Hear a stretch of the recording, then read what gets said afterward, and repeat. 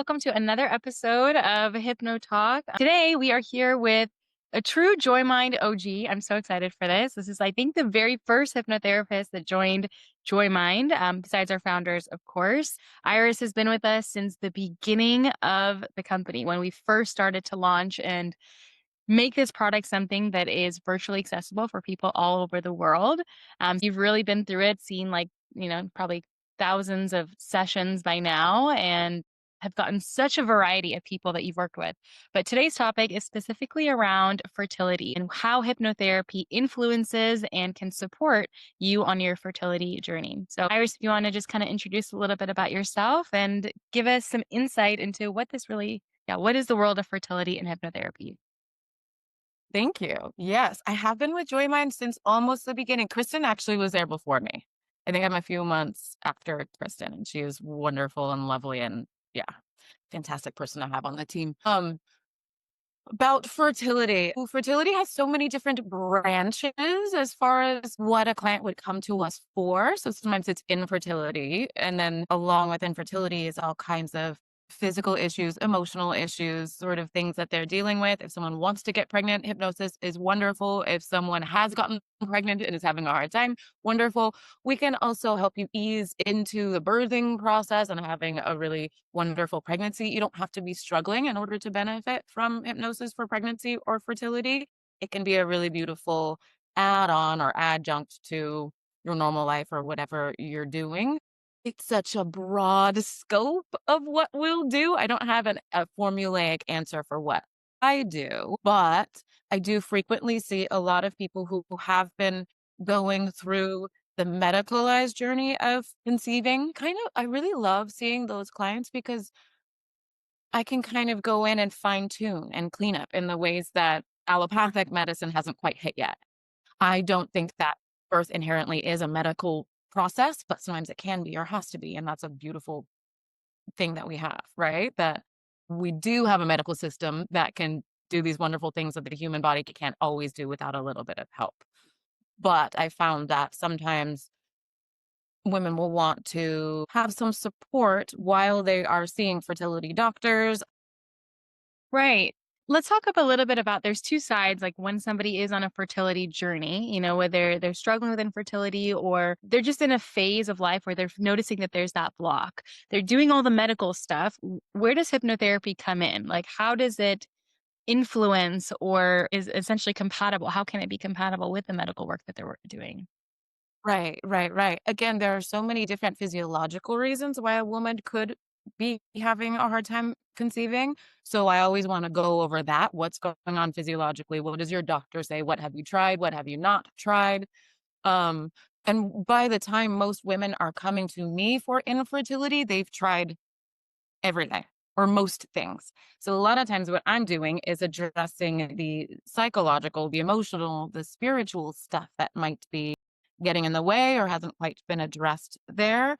Frequently, also, when women have been working at this for a long time, there's a lot of grief and mistrust and a lack of self-forgiveness and guilt over not being able to do this thing that for many women is natural. It's the whole sort of minefield that we can get into, all of the things that pop up on that journey.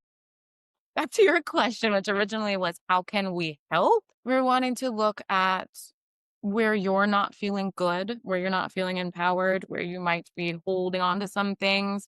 I don't really love the term blocks when it comes to that. I think it's kind of limiting and it's inferring that there's something wrong. I think I like to think of it in a different way. We just haven't gotten there yet. We're not in that space yet. I don't know. I see a lot of clients come in with, I have these blocks and that's why I'm not doing it. I need to eradicate the blocks. And I like a more forgiving, permissive approach. Like we're feeling the things that we're feeling for a reason. We have blocks for a reason. Let's Mhm. just kind of softly see what you need and ease around it. And a lot of what we're doing is work around acceptance of where you are. Yeah. It feels almost like I have a problem that I need to fix rather than I'm in this process with you. Right. Well, you said embodiment. I think a lot of what I'm doing is helping women become embodied again. Because when we're so focused on solutions and ticking off all of the boxes to get the solution fixed, we're not necessarily in our body, we're very much intellectualizing, and that frequently goes hand in hand with a lot of anxiety and rumination and this sort of forceful gripping sort of way to approach things, and that doesn't ever feel good. It can be effective, but it's not any more effective than maybe a more embodied sort of softer approach. Right. So, So getting yeah. more into that feeling of pleasure and like this is a experience that I want to have. This is supposed to be a beautiful new chapter. And now I've turned it into like the next project.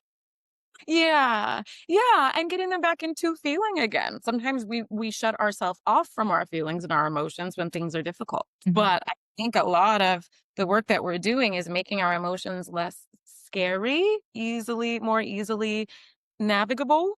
I think we all do this to some degree. I think many of us were not necessarily taught, or we didn't have models for how to process and feel our feelings.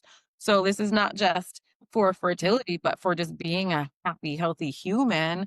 We've got to learn how to be embodied, feel our stuff, and not be so stuck in our heads. I think too, that's a very feminine way to be, to like feel and flow and be in our physicality and our natural sort of nature rather than this forceful, get the job done sort of mode. Yeah. Do you feel like you see that a lot with women in general, just shifting over and further away from their own feminine nature? Like, oh, just going with the flow and have fun with it. That just seems so annoying, probably, to hear that feedback from like a doctor or anybody recommending, someone on their fertility journey, or even just in general. That feedback can be like, how? How do I go with the flow if I don't know how to do that? Right. Yeah. Yeah. And it can be very invalidating too to hear from a medical professional. Just stop worrying about it. Just relax and enjoy your husband and then it'll happen naturally. And that's not true. That's not fair. And a lot of them have already tried that. That is I think that's probably what creates more of that, like, shame and guilt and, like, "Okay, there must be something wrong with me because it's supposed to be easy. It's supposed to be just an act of love, but that's not what's happening for me, so something is wrong." But where does that get displaced on? Does it affect other areas of life, or how does that feeling of shame or guilt or I'm at fault affect somebody on this journey? Well, I think even just initially, it makes the process not as feel good. It's stressful. We want to just let women kind of have an experience that feels good. It's okay to do things that are hard, have a painful experience, and have your body not do what you want it to do, but also feel okay or happy or trusting of the process. I have found a lot of women who do go through a lot of fertility treatments and failed fertility treatments and spend years and years attempting to conceive tend toward a sort of, I would say, type A personality. I know that type A is a wonderful, beautiful thing. We need y'all. And sometimes, though, it can go unchecked and go off the rails and just lead to high anxiety, not being embodied, not having that sort of feminine, natural nature that you want to have. And it's this really unpleasant experience that doesn't get us any faster to our end goal of having a healthy baby in our arms. Right. And I mean, this is just kind of the operating system of the planet. Like type A people are actually doing really well often and leaders and succeeding and have found a way to continue to grow. And the world is rewarding that. And it's amazing that they can fit into society. But then when they come home or it's in their relationship or they're thinking of growing a family, suddenly all those skills from the outside world don't apply. So I'm curious how many of these, yeah, high achieving women you probably work with that are just really good at everything outside and being at home is suddenly this like dramatic shift in their nature. Agree. Yes, yes, it can absolutely be that way. And it's such a rewarding experience to be able to help them impart this other side of themselves because it's not you're all this way or all this way. We got to kind of balance and be able to move between the two. Go ahead and be big boss lady outside of the house. That's wonderful. Like we will celebrate that all day. And also be somewhat of a boss lady at home. We don't need to not honor that either. Like there are all of these different facets to all of these different people that are valuable in their own ways. So again, there's no one size fits all. It's not you must be more feminine and less masculine in order to accomplish this or be, I don't know, an ideal woman or something. Like that is very silly. But just through my experience, I have found it doesn't feel as good to be one way all of the time. And when it comes to fertility, birthing, parenting, there is this sort of flowing nature that is absolutely necessary in order to do it in a way that is harmonious in your home. So I'm sure that's probably some of the insecurities that people fear, like, "Oh my god, I'm not gonna have control over my life." What are some of the other fears and anxieties that you uncover with people that are in this state that maybe are buried pretty deep down? You mean as far as preparing for parenthood or preparing to conceive? I think, like, what can create some kind of any kind of resistance to conceiving? Because if I do have a child, what am I gonna lose? What am I gonna have to manage? Who am I gonna have to become, that you probably see in clients? Yeah, I mean, a fear of loss of control, fear of losing self, fear of the unknown because we don't know what it'll be like. And I think a lot of the time, the birthing experience alone is so mysterious and so scary for a lot of us. The way it is on TV is not how it is in real life at all. So we have all of these misguided beliefs about how things will be. And we kind of have an inherent understanding of just, it's so big, but I don't know the vastness of it. What do I do with it? It can be very scary. The fear of things changing in your relationship.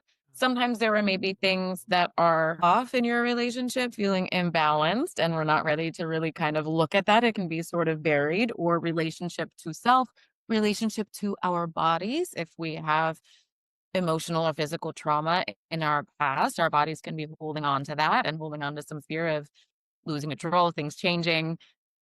I Mhm. don't know what's gonna happen, all of these kinds of things. I find the most fascinating things, there's no typical presentation necessarily of what is holding someone back from conceiving a child or being a healthy, happy parent or having a beautiful birth experience. There's a vast array of things that we sort of uncover, and that's what I love about what I do is that it's always interesting. It's always fascinating.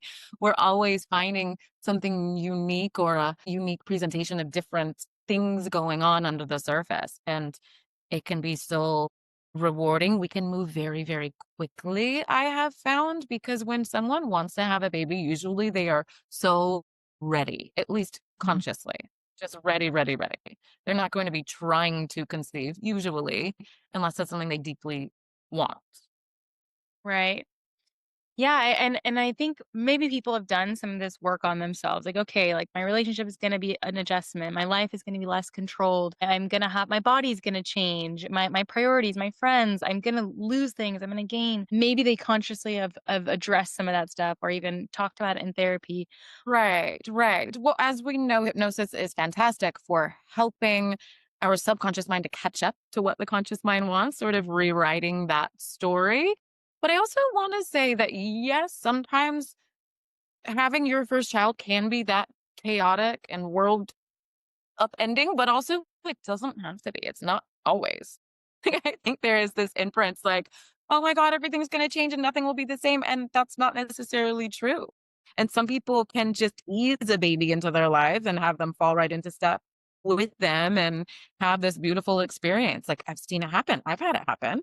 I've also had experiences with my children that were not that easeful and embodied and flowing, but it doesn't have to be bad, and birth can be gratifying and satisfying and pleasurable and beautiful. It's like kind of a wild, crunchy thing to say, but I've had that experience and I've seen other people have that experience. And hypnosis can be wonderful for preparing for childbirth. We take a couple of different approaches based on what our clients want. If you are going for an unmedicated birth, I teach my clients self hypnosis so they can have a sort of walking eyes open state of hypnosis and install some sort of anchor or trigger or mechanism where you can kind of turn your sensors for sensation off if you want. Anyway, turning off the sensation.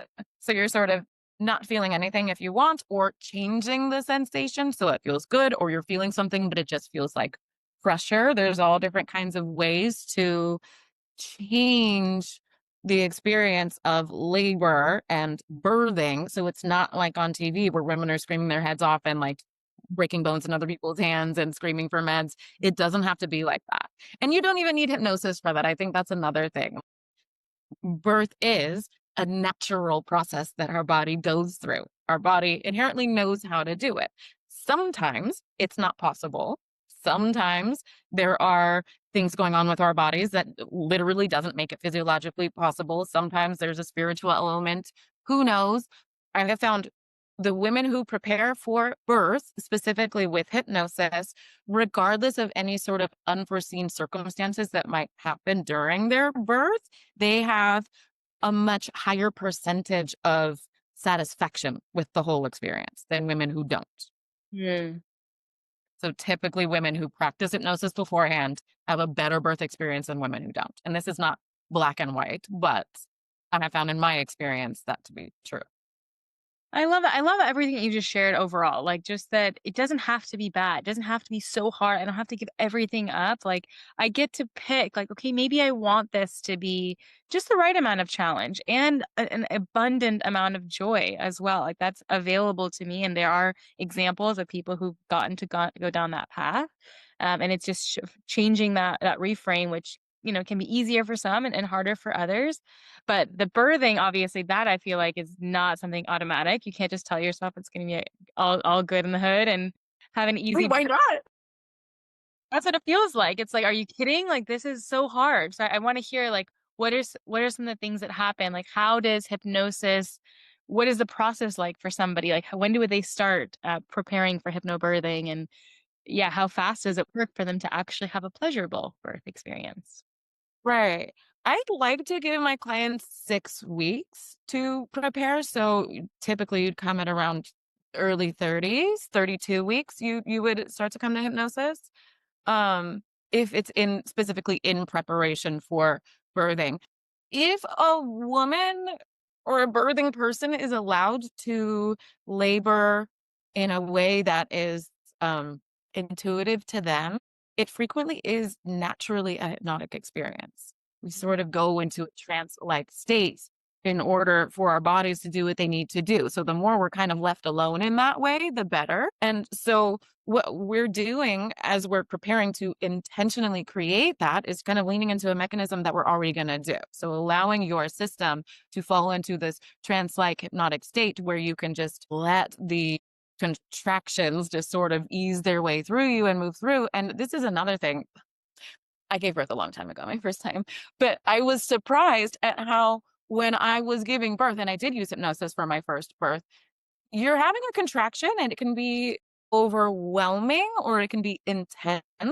But in between contractions, I was fine. I was walking, I was talking, I was eating, I was doing everything normal up until 10 centimeters dilation. And then I was able to, let the baby leave my body. But it's not like in the movies where you're just like screaming, losing it out of control, and you're in immense torturous pain from beginning to end. It's not like that. I was able to kind of close my eyes, ride out a wave of a contraction, and then come back up and do what I wanted.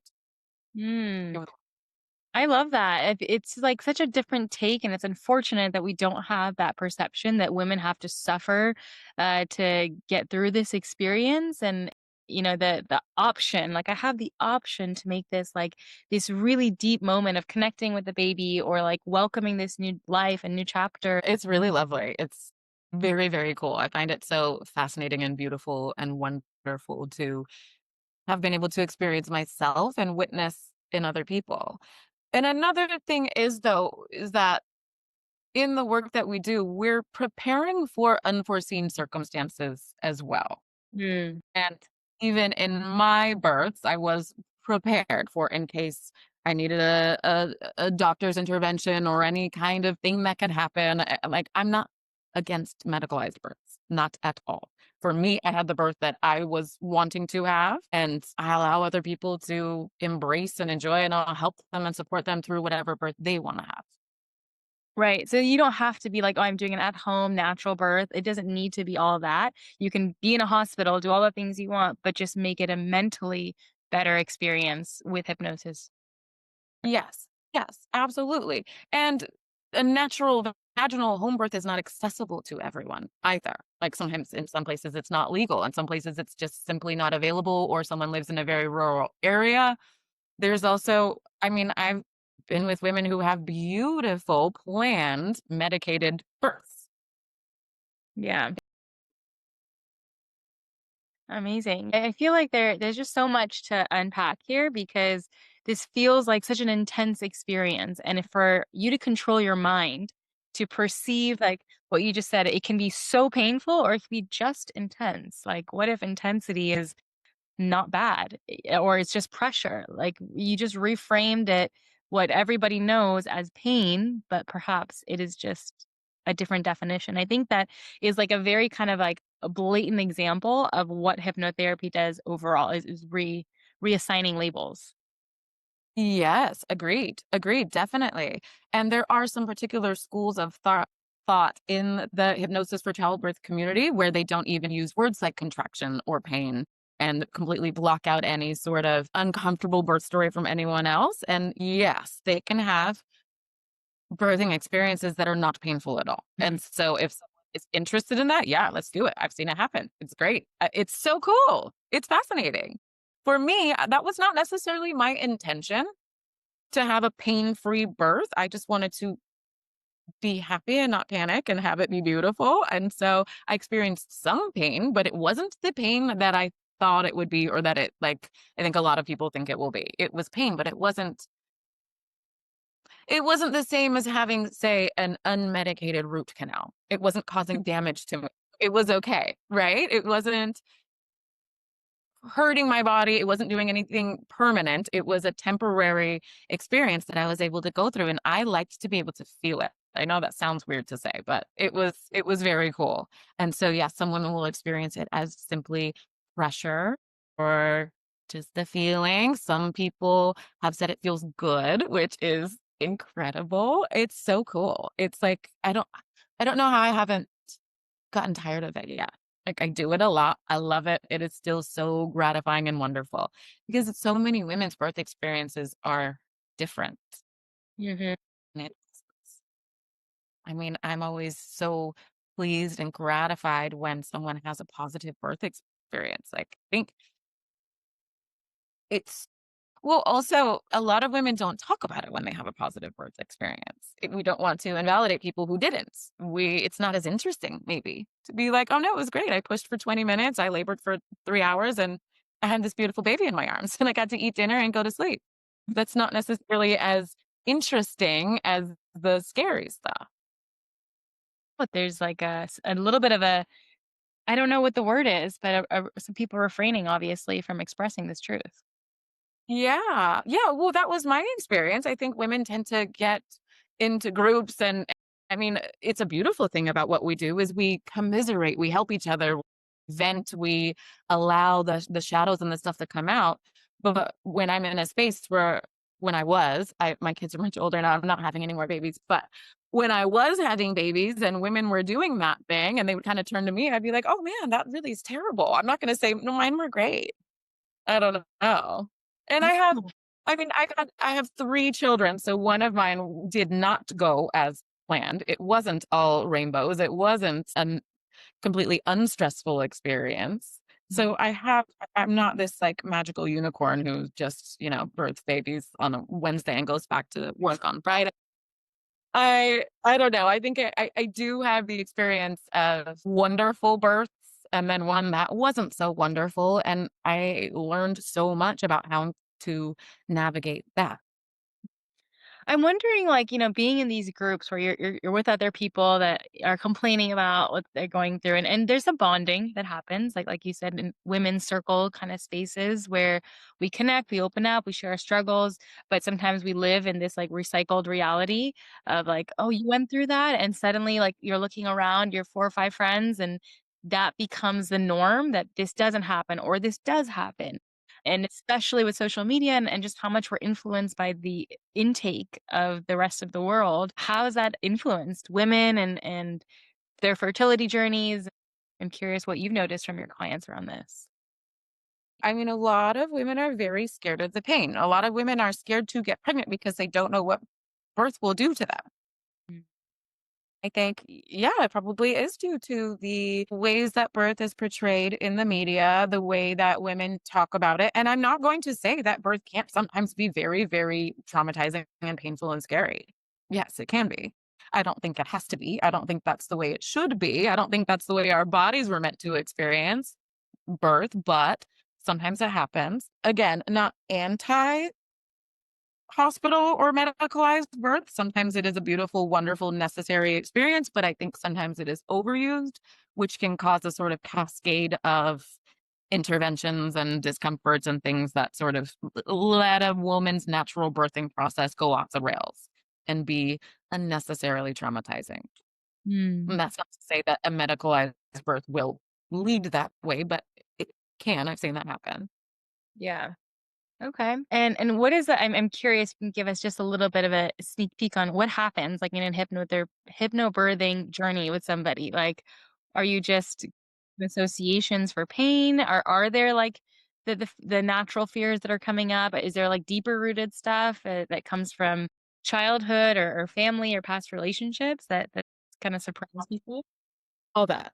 We're unpacking everything. As much as someone wants to share, and I found that people tend to feel comfortable sharing with me, I'm gonna take it. We're gonna use it. We're gonna like, and I found that when we get into discussion, whatever needs to come up naturally comes up. And sometimes people will say, "Oh my gosh, I haven't thought of this in years and years and years. I don't even know why I'm talking about this," but it ends up being relevant somehow. So I found that if I'm seeing, for example, someone for 6 weeks towards the end of their pregnancy, there is a sort of cadence to the sessions where at first, the first session, we're always kind of getting to know each other and someone is sort of feeling me out, like, what can you do? I don't know what this is. And we're answering a lot of questions. And then I'm doing a lot of investigating into who my client is, what they're feeling, what they need, what they're like, how their brains work.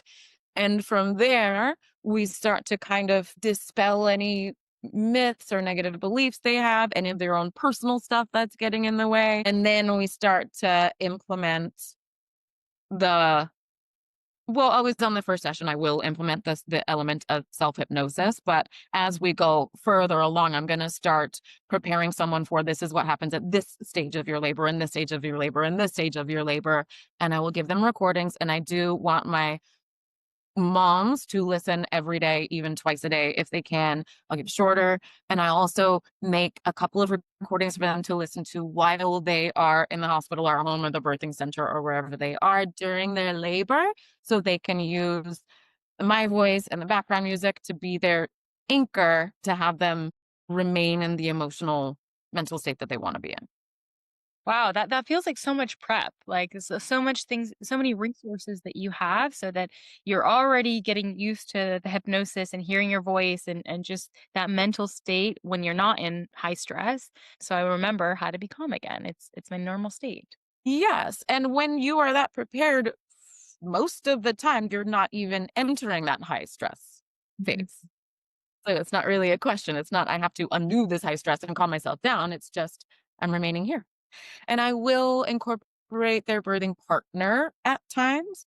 I will either equip them with things that they can have their partner say to them or do for them. Or kind of, I'll have them discussing, I would like to be touched this way, or this is something I know brings me comfort that my partner can do, and incorporate that into our sessions, our recordings.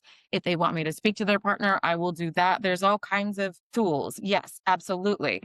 But here's the thing is that it is a lot of prep, but it doesn't feel stressful. It doesn't feel like work. It feels good. Like people like listening to their recordings, especially when we are hugely pregnant and we need to rest and our bodies are very tired and achy. It feels good to be able to practice the hypnosis. It's like very restful and healing and relieving, and it's a good thing. I take a very flowy feminine approach to the way I work with all of my clients, but especially when we are wanting to conceive, birthing, our first handful of months parenting, it's got to be real slow and gentle. And I think too, a lot of women, especially, are so used to taking care of everything and doing everything ourselves. So I love to impart a sort of let me take care of you during this phase. That feels really, really good. And I want to always help empower someone to know how to ask for that Mm. because postpartum, especially when we're used to taking care of everything, we're not asking for help. We're not getting the rest that we need. Our bodies aren't getting what it needs. We're probably not eating enough. We're absolutely not sleeping like we should. And that is frequently putting us in the danger zone for postpartum depression and anxiety and all kinds of stuff that we don't want. So the more we're taken care of during the last leg of our pregnancy and in those first postpartum weeks, the better we'll be emotionally in our postpartum experience. Yeah, the more that you talk, I'm like, wow, look at all of these things that could happen. I could have postpartum. My body's changing. My relationship changed. Just so many things that you could have in the back of your mind that's holding you back from take that next chapter coming through. And maybe it's the birth, maybe it's the after, maybe it's the conception or what's going on in your life in this exact moment. But it's so hard to identify which and how many of these factors are contributing. It's so subconscious. It really is like something that maybe in your mind you know, but your body is just like living and is holding that shape almost. You're walking around the earth with this like kind of deflective energy if you're still carrying these fears. And I think too, when we are going through fertility treatments, our body does go through a lot and our hormonal system go through so much. So this is a wonderful way to impart again the softness, the juiciness, the flowiness, the feel good stuff when we're scheduling all of these procedures to be done to our bodies that can be painful and scary and uncomfortable and unknown. And so the element of comfort is so, so helpful. And hypnosis is also good for that hormonal stuff. Like hypnosis can balance out a lot of different systems in our body. So we feel more balanced, more peaceful, more comfortable. So it doesn't have to be this like, I'm sort of seeing this image in my head of people like wringing their hands and clawing and like, it's this like overwhelmed, uncomfortable, embodied sort of theory ick thing, fearful ick thing. And I'm not necessarily like, oh my God, get rid of that. Like we can honor that. It's okay. Of course you're scared. Of course this sucks at times. Painful. It's expensive. It's stressful. It's human life you're trying to create. And sometimes it's just like, yeah, let's let it be crappy for a minute. It's Yeah. okay. It makes sense. And so when we validate the uncomfortable bad things they're feeling, sometimes it does naturally kind of ease up. A lot of times we just want to be heard. And I'm not talking about I want to tell you what I'm feeling and thinking want to be heard, but like our deep emotional stuff just wants to be seen and recognized. And it can be very, very healing. So it's not removing the block as such, as sort of softening and making space for it to be expressed and processed and moved through you. And then we invite in more good stuff. Beautiful. Yeah, I love that you always kind of bring it back to like there's nothing wrong. Like whatever's here, we can just like soften it and like work with it, move with it, and just like that consistent like correction of like it's not a problem. It's like even my own mind keeps automatically going there. Yeah, well, the guilt and the shame and the hopelessness at times of it. Like, if we're always inferring something's wrong and it needs to go away, like, man, there's not a lot of hope in there for feeling that way or internalize it or invalidate it or say, oh my God, if I didn't feel so much shame, then my life would be so much better. And I'm terrible. I'm terrible. We naturally already tend to do that, especially if we're a more higher anxiety person, higher intellectualizing sort of person. So I like to be very soft, very kind, very permissive. Like, let's do something different because you're already probably covering the other stuff like the medical, the what's wrong, the fixing, the removing the blocks. A lot of time women are seeing me while they are undergoing medical procedures for the actual literal physiological blocks to becoming pregnant. Like, yes, a lot of women's bodies are not able to become pregnant without medical intervention. That's just how it is. It's Mhm. okay. Like it's not ideal and it sucks and I feel for you, but also it's not the end of the world. We can navigate it. It doesn't mean there's anything wrong with you. It means your body needs a little help. And I will be here as you get the help and then let's move forward. Let's do more. I love that. It's just such a nice comforting space to be in. It just at the end of the day, at the very least, you're gonna just feel good, and if that can feel like enough, then the rest of the gifts will come with it. Is there anything else that you'd wanna share for maybe whoever just, like, intuitively found themselves clicking on this episode and just felt like this was what they needed today? Any last words to close this out? Yeah, I wish I had something like punchy and pithy and heartwarming to say, but I feel like we've said it all. Yeah, yeah. Yeah, we've covered a lot in this. And yeah, I think if you're here and it feels right, it's right. Maybe you can see me, or maybe this can be a wonderful thing that just brings you comfort and you can navigate from here. I'm happy to be of service and be helpful in any way that I can. Love that. Yes, even just listening to this is enough. Let this be like a soft moment and let that carry you to the next moment. Thank you. Yeah, you're welcome. Thank you. It was great to talk to you. You